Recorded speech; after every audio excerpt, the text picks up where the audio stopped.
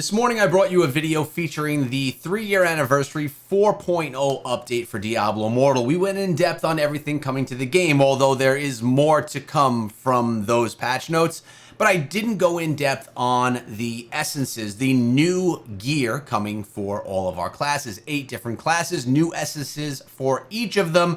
I'm going to go through all that in this video right now, a bit more in depth than I did in the previous one for all of you wondering how your class is going to fare coming up on this update. We're going to start out with the legendary items of the Barbarian. If at any point in time you realize that you want to stay up to date on everything relating to Diablo Immortal from someone that is an insider and actually has connections and contact with Blizzard, make sure you subscribe to the channel. I appreciate all you guys. So the Barbarian, Solemn Crown, it's the helm. Wrath of the Berserker also increases your attack speed by 10%.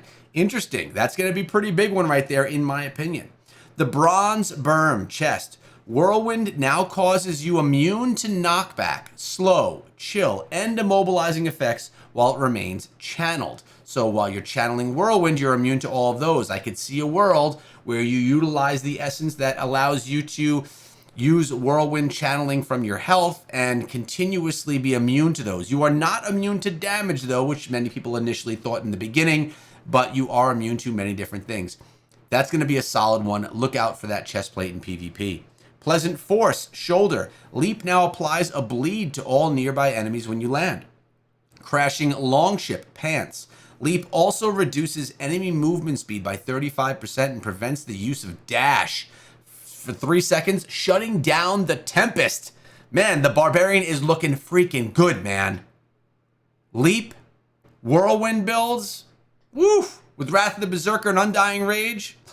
Let's see what we got. We got Reel of Katas, main hand. Whirlwind now restores energy and increases your attack speed after hitting an enemy suffering from a bleed. Leap in, make him bleed, Whirlwind through. I don't know. And then you have Blood Sizer offhand. Wrath of the Berserker now throws you into a bloody rage, increasing the damage you deal to bleeding enemies while also granting you increased movement speed from each bleeding enemy nearby. This is actually insane. They basically put together a PvP build for us to use for Barbarian right with these essences. And I love it, being someone that likes the Barbarian. I would not be surprised if you see me switch to Barbarian over the next few days. Remember, the new class is incoming soon, but I gotta try these things out with the Barbarian. These things look freaking amazing. Let's look into the Blood Knight right now. Probably one of the weaker PvP classes inside of the game. Please excuse my pronunciation on some of these items as well, letting you know ahead of time.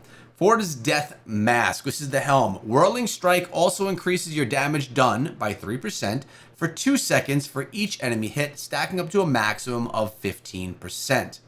We have Moonwraith Chest. Shroud of Night now empowers you for a short while, causing you to conjure a shadowy apparition to attack nearby enemies when you take damage. Anchored Agony, Shoulders. Abomination no longer Abomination no longer consumes anger and instead continuously consumes your life in order to damage and slow nearby enemies, but you also heal yourself for the damage dealt. That's interesting. I actually kind of like that mechanic. So you're basically going to stay full on life even though you're draining health. Twin Omens, Pants. Abomination gains an additional skill, Crimson Claw. Crimson Claw unleashes an abominable claw in a targetable direction that damages all enemies within a path and pulls them back to you. Additionally, enemies hit by Crimson Claw are unable to use dash skills for a short time. Another thing cutting out dash. Maul End Response, a main hand. Whirling Strike now causes you to counterattack, damaging all nearby enemies when you take damage. Additionally, you heal yourself for a portion of the damage that's being done. I love how the Blood Knight has the healing elements to it, probably my favorite part of that class. Haven't played him in a while though. Grimhound, the offhand. While Abomination is active, the longer you remain near an enemy, the more damage you deal to them, up to a maximum damage increase of 20%. All right, let's move on to the Crusader. Another pretty powerful class right now. Let's see how it does after I take a sip of this. Rigid Skullcap Helmet. Fist of Heavens now causes your primary attacks to emit lightning, damaging nearby enemies. Ooh. If you watched my video this morning, we talked about the new set gear, the new green items that are coming that are also lightning based. Wonder how that would pair up with something like this from the Rigid Skullcap, more lightning. We have the Sanctumious sign chest. Shield charge also increases your primary attack speed by 20% for 3 seconds, or up to a maximum of 10 stacks. Blasphemer's Folly shoulders. Falling sword also shatters enemies' armor, increasing the damage that they take by 4% for 2 seconds, stacking up to a maximum of 16%. Drop falling shield before jumping into battle. Jump into the battle. Conjuration of light. I like it.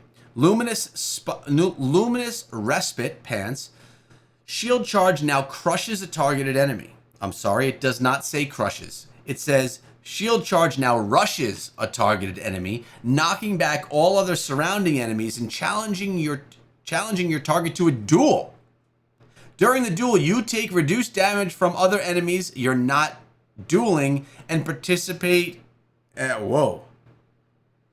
And the pants only use the primary attacks.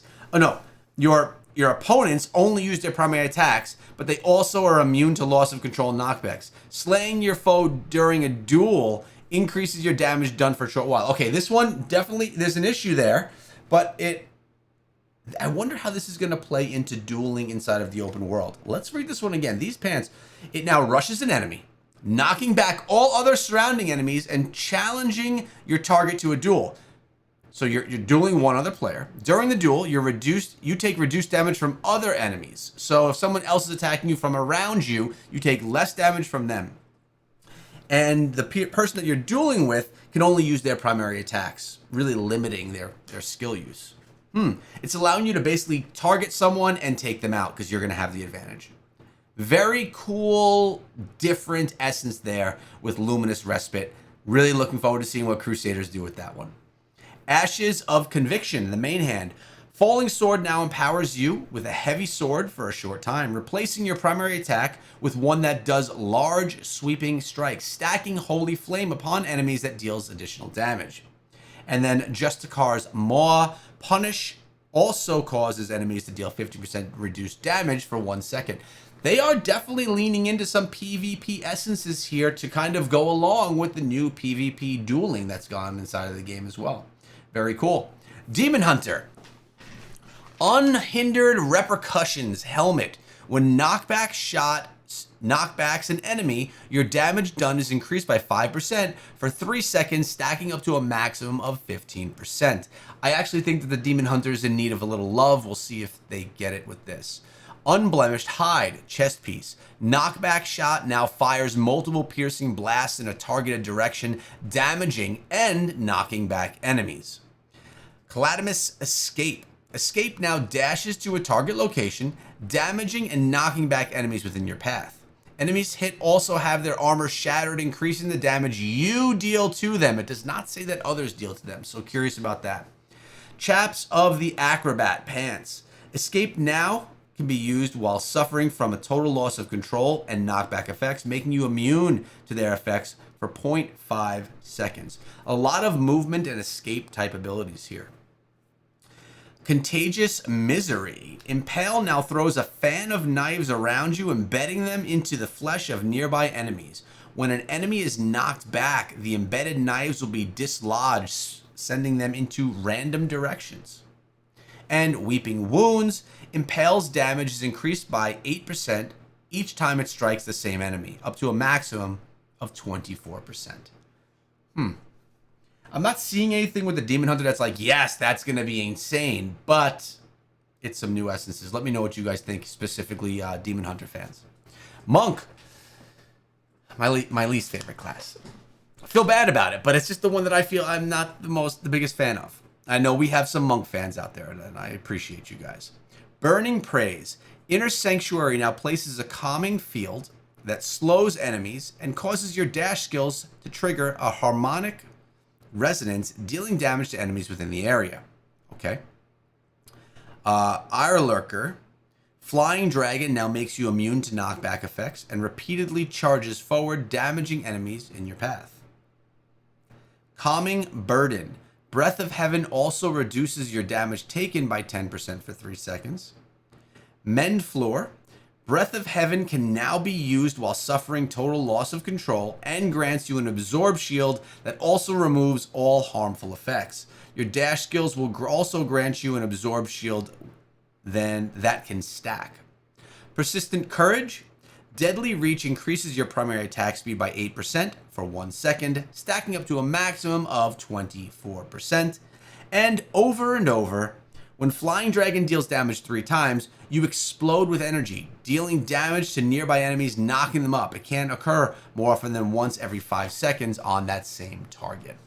Looks like they're giving a little bit of offensive weapons and tools here for the monk. Necromancer, everyone's favorite. I mean, it's a popular one, at least. Hair of the Priestess. Bone Spikes now conjures a bed of spikes at a target location that continuously damages enemies within the area and prevents them from using any dash skills. Enemies knocked back within the area will take additional damage and be stunned. Again, something that's nerfing dash skills. Open Shell Chestplate. Dark Curse also shatters enemies' armor, increasing the damage they take by 10% for 3 seconds, and it can't occur to the same target more than once every 6 seconds. Ancient One's Bite Shoulder. Bone Spike's cooldown is reduced by 0.2 seconds for each enemy hit, 0.4 seconds for players, up to a maximum of 1.2 seconds. Notice that there's a difference there between things in the open world, PvE, and PvP. I think we're going to start seeing more of that as time goes on. Fetid Folds. Dark Curse now places a seal at the target location, dealing damage and slowing enemies within the area. After a short delay, the seal erupts, damaging and reducing the vision of enemies within that area. That's cool. Corpse Splitter, main hand. When Bone Spirits damage the same target 3 times within 2 seconds, it silences them, preventing the use of their skills for 2 seconds.